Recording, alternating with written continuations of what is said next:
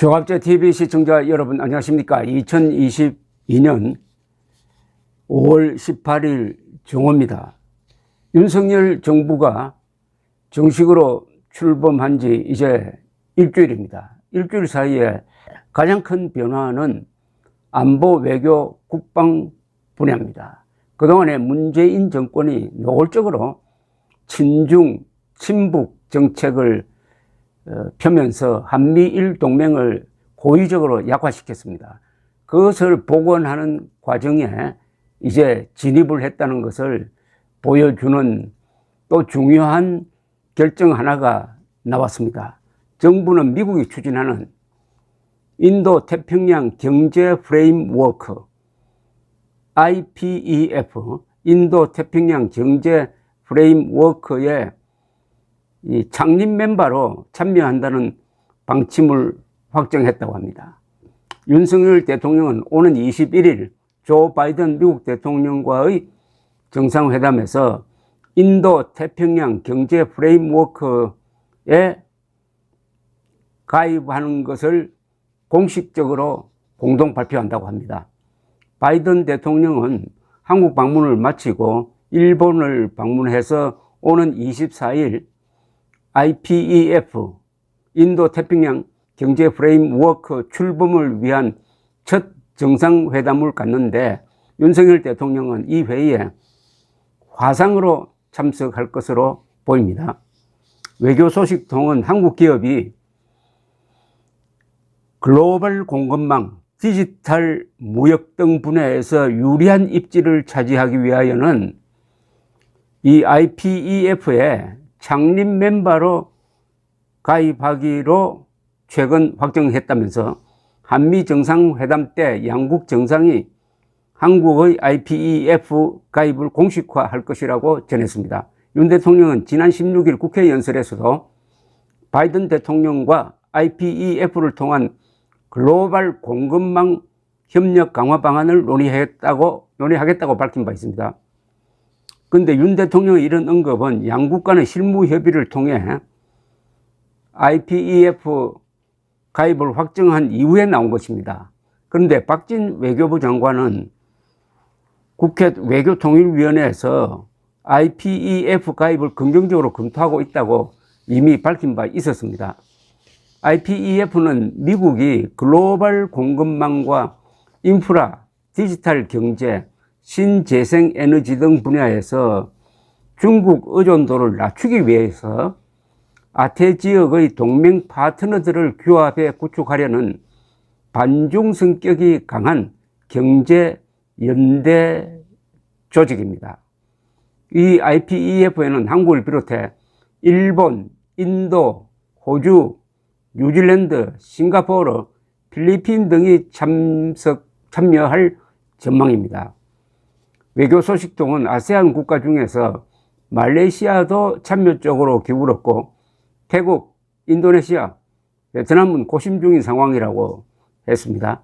미국은 첨단 기술 파트너십 구축에 관심이 많은데 우주 분야 등 신흥 기술 협력 방안에 대한 합의를 정상선언문에 담을지 한국과 미국이 지금 협의 중이라고 합니다. 그러나 예상한 대로 중국의 왕이 외교부장은 윤 대통령이 IPEF를 통한 공급망 협력 강화 방안 논의 방침을 밝힌 지난 16일 박진 외교부 장관과의 통화에서 디커플링, 탈동조화라고 번역을 하네요. 디커플링의 부정적 경향에 반대한다고 했습니다. 쉽게 말하면은 중국을 견제하는 연대체 구성에 반대한다 이런 뜻이겠죠.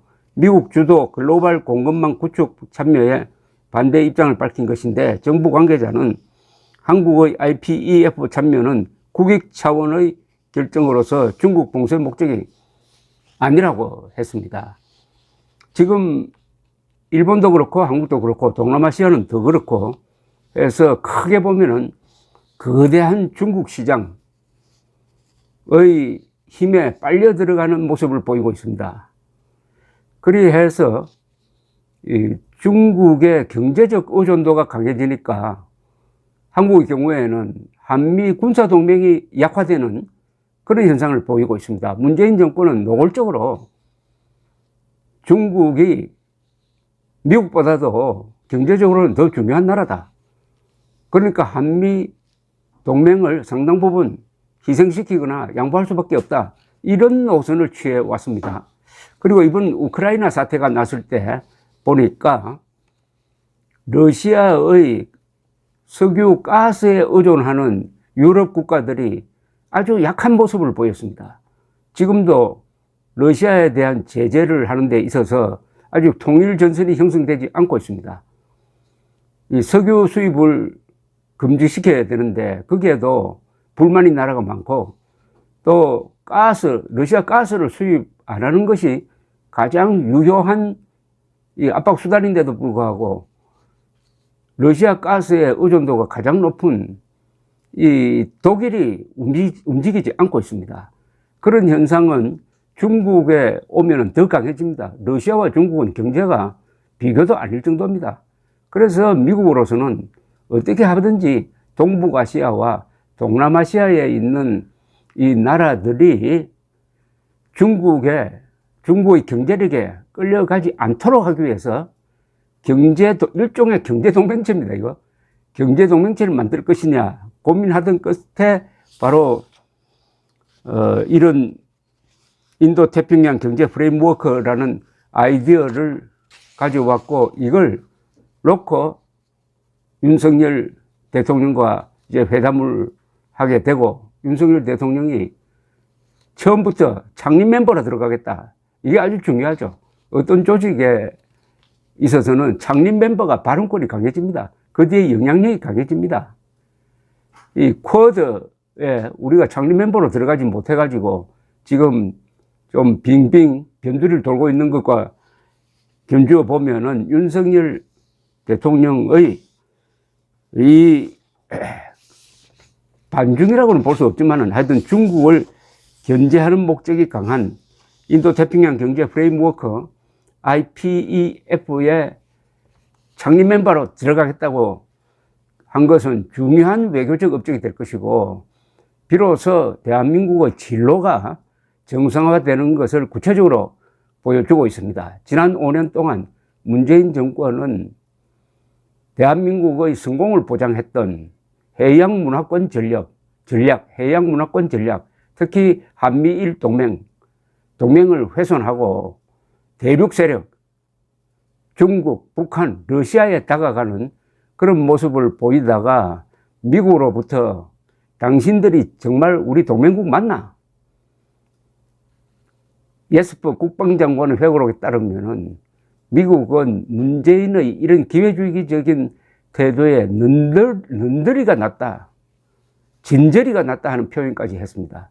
그러나 비록 0.73%포인트의 차이로 당선되었으나 윤석열 대통령이 확고하게 보여줄 수 있는 리더십이 바로 외교와 이 국방 분야이다 하는 것을 증명하는 게